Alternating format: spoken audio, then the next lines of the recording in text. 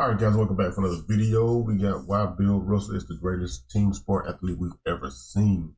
First off, we're going to say r.i.p. to Bill Russell. He passed away earlier this year, a few months ago. He's the most winningest player ever with 11 NBA titles. So we're gonna get right to the video, man. I don't know what I'm about to say, but make sure you guys subscribe, hit the like button, all the good stuff for this. Get it. Game 7, 1969. He says, "Oh, you mean the balloon game? I knew they couldn't win it.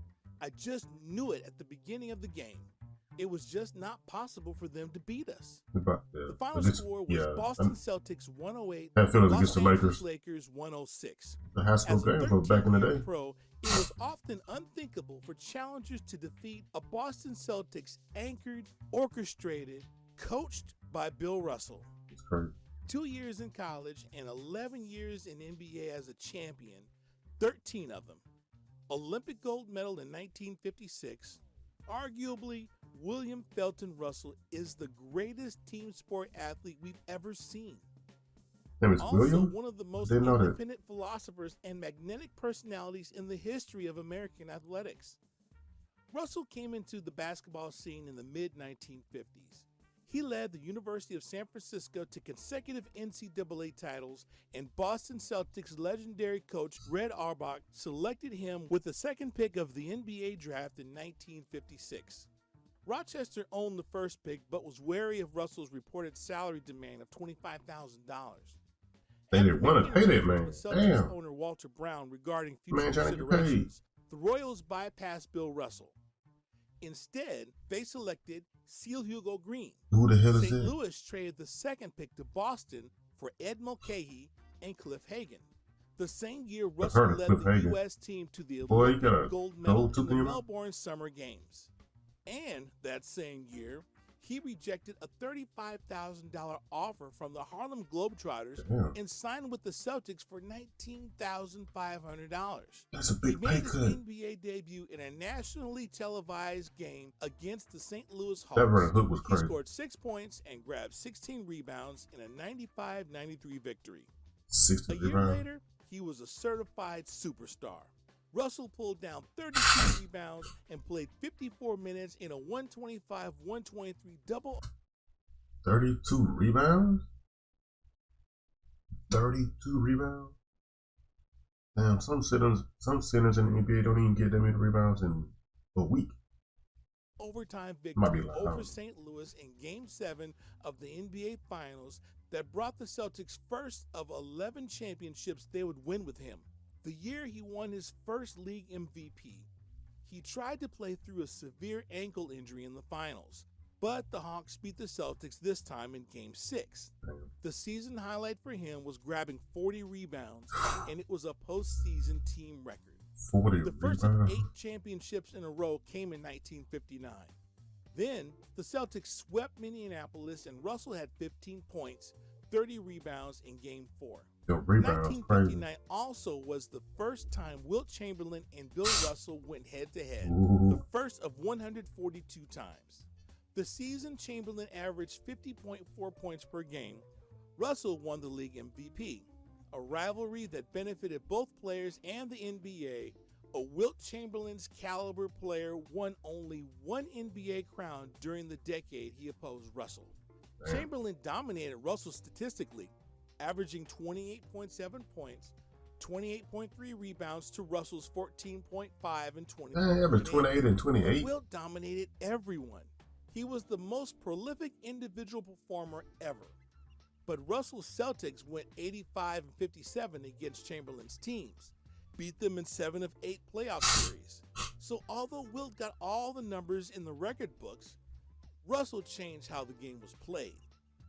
In 1966, he was named player coach of the Celtics just 10 days before leading them to their 9th and last championship under Coach Red Auerbach.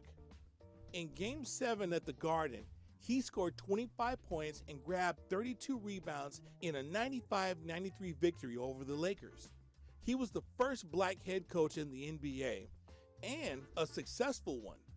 In his first game as player coach, he scored 8 points and 2 crucial last-minute blocks, but the most praise for inserting young Larry Siegfried with 4 minutes 10 seconds to play and the game tied at 107-107. It's very rare you hear about a player coach in the NBA. That's crazy, man. Like I could see, I can't see that in college either. I don't know what I'm talking about, but to be an NBA player / coach, that's crazy, man. That 7. Siegfried scored the Celtics' final 14 points. Damn. 121-113 victory over San Francisco. Russell's first player-coach championship was their 10th with a 124-109 victory over the Lakers in Game 6 at Los Angeles. In the balloon game, Russell goes out in style, playing all 48 minutes of his last game, 21 rebounds and 6 points, while leading the Celtics to their 11th world title with a 108-106 Game 7 victory in Los Angeles. Russell would officially announce his retirement later that summer. The Celtics had been reading their eulogies all year.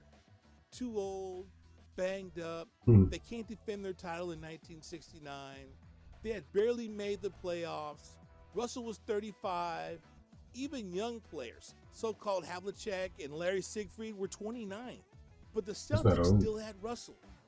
With him staying healthy and rested, Boston blew out the 76ers in 5 games and beat New York in 6.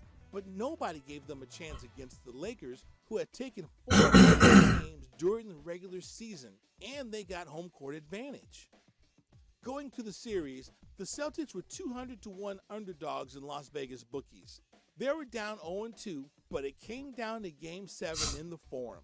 The balloon game, huh? Balloon game. We love the fact that they had the balloons and the champagne and marching band.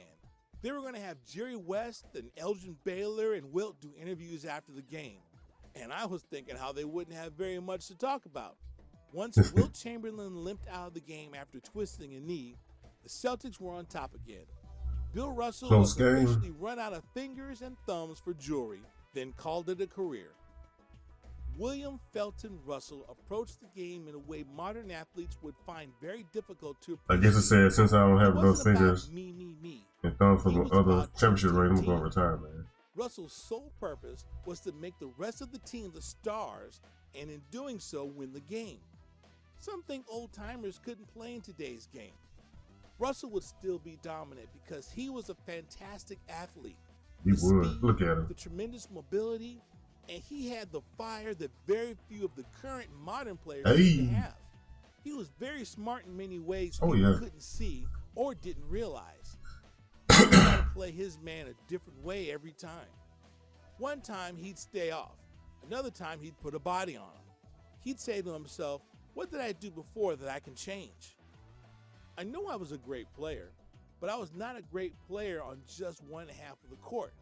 Maybe my viewing is wrong, but I feel very strongly that to say I was a great defensive player diminishes my achievement. They say, oh, he was a great shot blocker. But in reality, I was as good, if not better, offensively. I had a complete game. You did. Thanks, everyone, for watching. Hope you really... Yeah, he did have a complete game. That dude, like, even though he didn't score a lot most of the time, but like, it was because he did a lot of passes, just rebounding, just kicking the ball out, stuff like that. But he did an average, like, maybe like over 20 a game for his career. I think he averaged under 20 his career. I'm not sure. I might be wrong, but I got a feeling he did average under 20 for his career.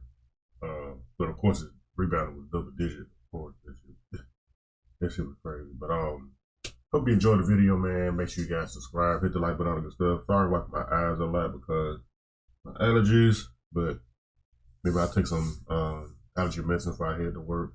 I got to be at work at 1 o'clock, and I think about an hour until I have to get ready, really. So I'll finish this video up right here and edit the other one too. So y'all have 2 videos for today, and thanks for watching, y'all. For everybody's been watching, but my views hasn't been that good as of late.